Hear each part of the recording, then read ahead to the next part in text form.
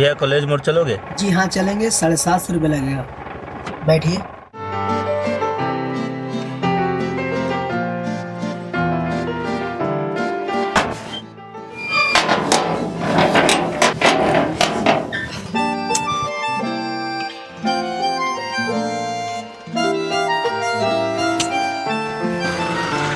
भैया जी बोलिए। कॉलेज मोड़ चलिए ना प्लीज, जल्दी चलिए। बैठिए। एक्सक्यूज मी, ये ऑटो मैं ऑलरेडी बुक कर चुका हूँ।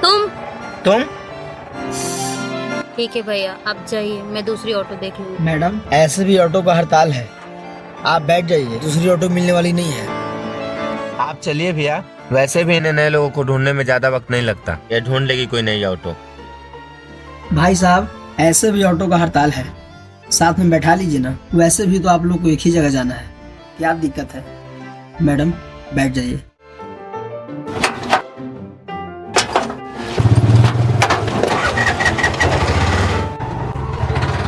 बहुत निभा लिया रिश्ता अब निभाना नहीं आता है, बहुत निभा लिया रिश्ता अब निभाना नहीं आता है, ये दिल टूट टूट कर टूट गया है, अब किसी से दिल लगाना नहीं आता है। वाह क्या बात है, इन शायरों ने भी क्या खूब लिखा है ना भैया, शब्दों में तो पूरा जिंदगी ही माप देता है ना? वो तो बात है भाई, मगर कुछ लोग हैं जिन्हें आज भी लगता है ये शायरी, ये गजल, ये सब बेकार की बातें हैं। शायरी गजल तभी तक अच्छे लगते हैं जब तक शौक हो, इसे प्रोफेशन कौन बनाता है? ये बातें अगर मिर्जा गालिब, मनोज मुंतशिर और कुमार विश्वास जैसे लोग सुनते ना, वे तो जिंदगी में कभी आगे बढ़ ही नहीं पाते।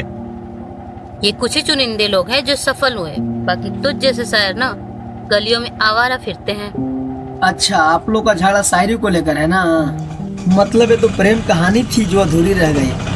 वैसे अगर आप बुरा नहीं माने तो अपनी प्रेम कहानी सुनाइए। वो क्या है ना भैया, जब शुरू में हम ऑटो चलाते थे ना, तो हमको भी एक लड़की से मोहब्बत हुई थी, मगर उसकी शादी कहीं और हो गई और मेरी कहीं और सुना है लड़का कार चलाता है।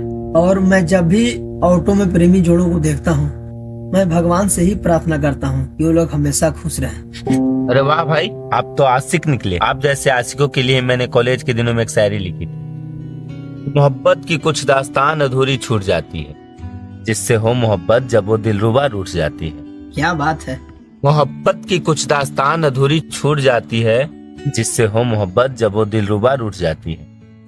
कर लो मोहब्बत जब तक जिंदा हो रवि, इस जिंदगी का क्या है, इसकी कच्ची डोर तो कभी भी टूट जाती है। अच्छा तो आपका नाम रवि है और मैडम का?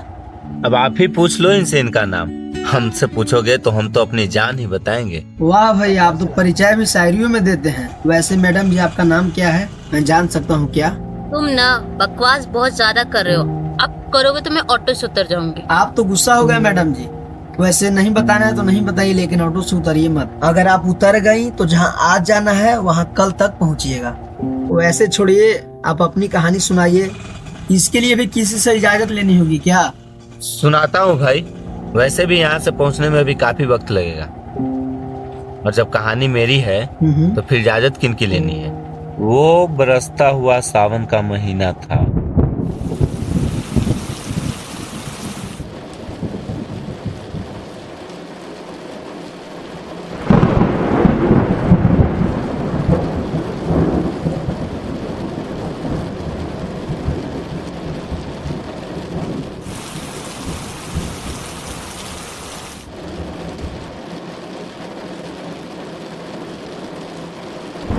ऐसे बार बार घड़ी देखने से वक्त जल्दी नहीं निकलेगा,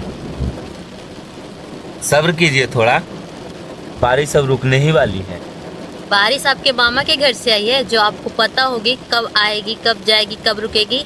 मामा के घर से तो नहीं आई, मगर अच्छी दोस्त है मेरी, और मुझे पता होता है कि ये कब आएगी और कब जाएगी। वैसे मैंने आपको अपना परिचय नहीं दिया, लोग मुझे रवि के नाम से जानते हैं। हाय, मैं प्रिया। वैसे इतनी बारिश में इधर? आज कॉलेज में थोड़ी लेट हो गई, उसकी वजह से सारी फ्रेंड्स चली गई और मैं ही बच गई। कोई बात नहीं, वैसे भी अब बारिश शायद रुकने ही वाली है।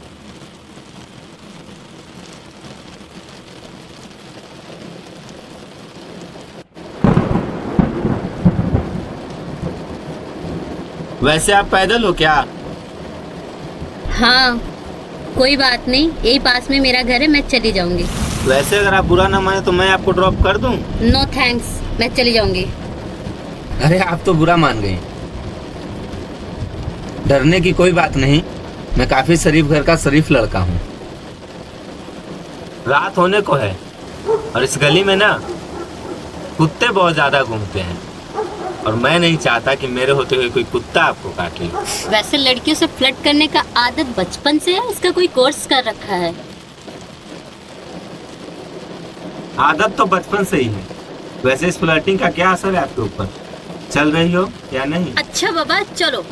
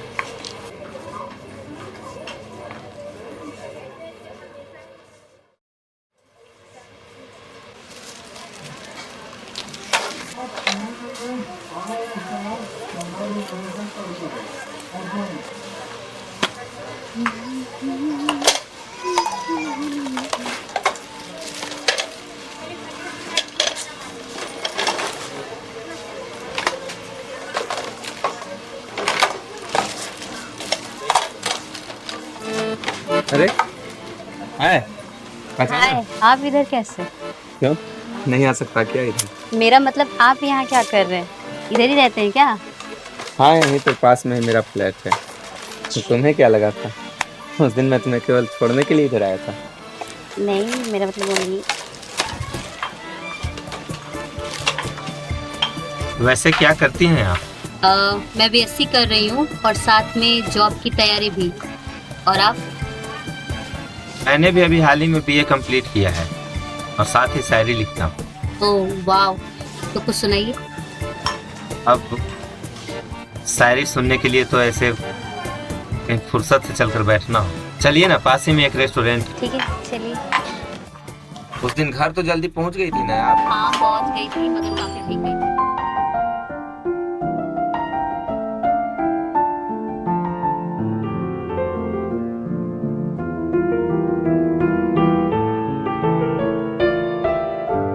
चलिए सुनाइए फिर कुछ।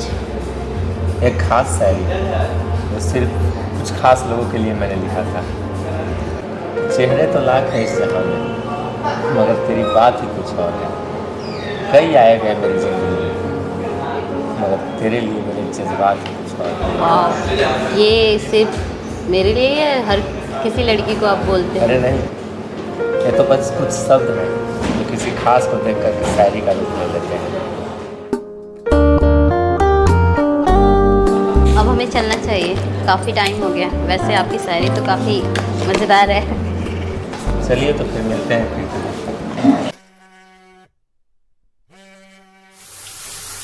अरे यार रवि, फ़ोन उठाओ।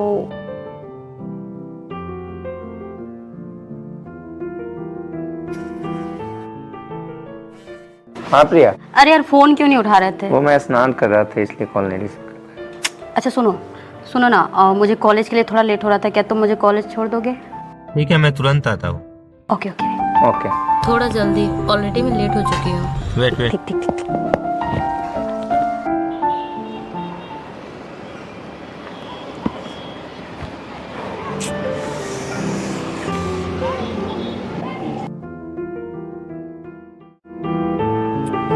कितनी देर कर दी? वैसे भी देर हो रही थी और ऊपर से तुम। अब जान से मिलने आना है तो थोड़ा संवरना तो पड़ेगा ही। अच्छा अब चलो।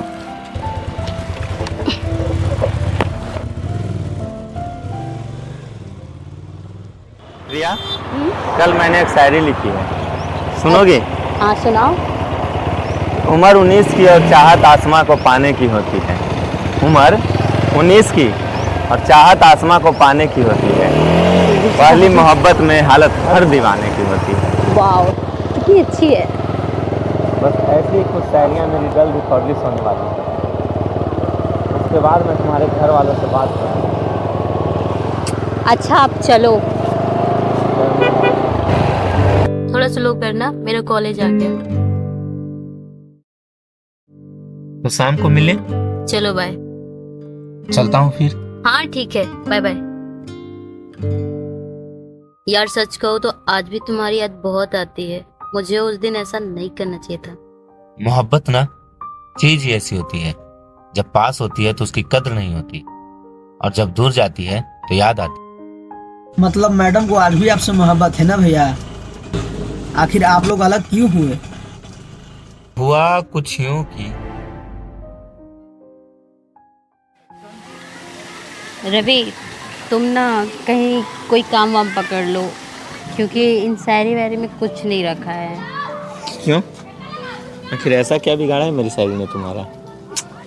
मेरा नहीं, हम दोनों का। सोचो, अगर कल को हमारी शादी होती है, हमारे बच्चे होते हैं, तो तुम्हें क्या लगता है कि इन शायरी से तुम कितना कमा लोगे? प्रिया, इतना तो जरूर कमा लूंगा जिससे दुनिया की सारी दौलत मैं तुम्हारे कदमों में रख सकूं। सपने से बाहर आओ। मैं इन सपनों को तुम्हारे साथ जीना चाहता हूँ।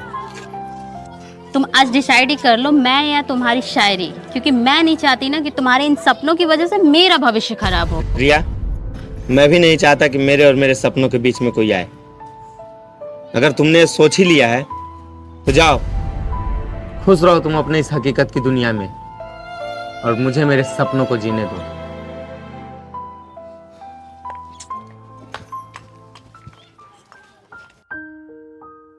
तो ये थी मेरी मोहब्बत की अधूरी दास्तान। ऐसा मैंने क्यों किया, जानना नहीं चाहोगे?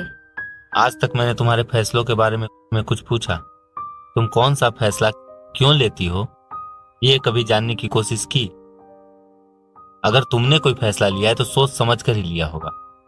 ये सोचकर मैंने तुम्हें हमेशा जाने दिया। मगर तुम्हें आज पूरी सच्चाई सुननी होगी कि मैंने ऐसा क्यों किया। उस दिन जब हम लोग रेस्टोरेंट से बाहर निकल रहे थे तो पापा हम दोनों को साथ में देख लिए थे, और उन्होंने जब हमारे बारे में पूछा तो मैंने सारी सच्चाई उन्हें बता दी। उन्होंने मेरे सामने एक ही ऑप्शन रखा। उन्होंने बोला कि अगर मैं तुमसे मिलती हूँ तो वो मेरी पढ़ाई लिखाई बंद करवा के जल्द ही शादी करवा देंगे। जिस तरह से तुमने अपने सपनों के लिए मुझे छोड़ना उचित समझा, उसी तरह मैंने भी अपने सपनों के लिए तुम्हें छोड़ने के लिए मजबूर हो गई। पर जब भी कभी किसी अखबार या यूट्यूब में तुम्हारी वीडियो देखती थी तो दिल को बहुत तसल्ली मिलती थी और खुद को बहुत मोटिवेट करती थी। ये सोचती थी कि चलो आज नहीं तो कल कभी तुमसे मुलाकात होगी तो खुद से नजरें मिला पाऊंगी। और आज देखो, कल ही मेरी इंटरव्यू है जॉब के लिए। अरे वाह, कांग्रेट्स। मुझे पता था कि तुम एक न एक दिन सफल जरूर होगी। कांग्रेचुलेशन मैडम जी। भैया, वैसे भी शायद अब हम पहुंच ही गए हैं, तो पास में एक रेस्टोरेंट देख करके जरा रोक दीजिएगा। आपकी वजह से हम दोनों लोग एक बार फिर से मिले हैं, तो हमारी तरफ से एक कॉफी तो बनती है। आप लोगों की प्रेम कहानी सुनते सुनते कब अंधेरा सा छा गया मुझे पता ही नहीं चला। घर पे बच्चे इंतजार कर रहे होंगे। आप लोग कॉफी पी लीजिए, हम कभी फिर मिलेंगे। आप लोग कभी बिछड़िएगा नहीं मैडम जी।